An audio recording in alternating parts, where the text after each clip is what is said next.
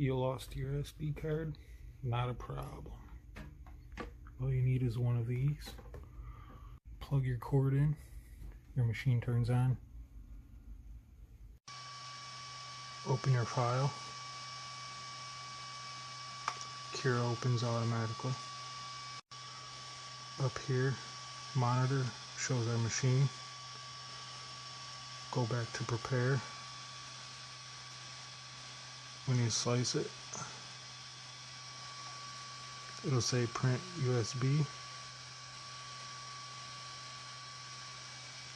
Now this will start preheating our machine. And when it's up to temperature, it will print.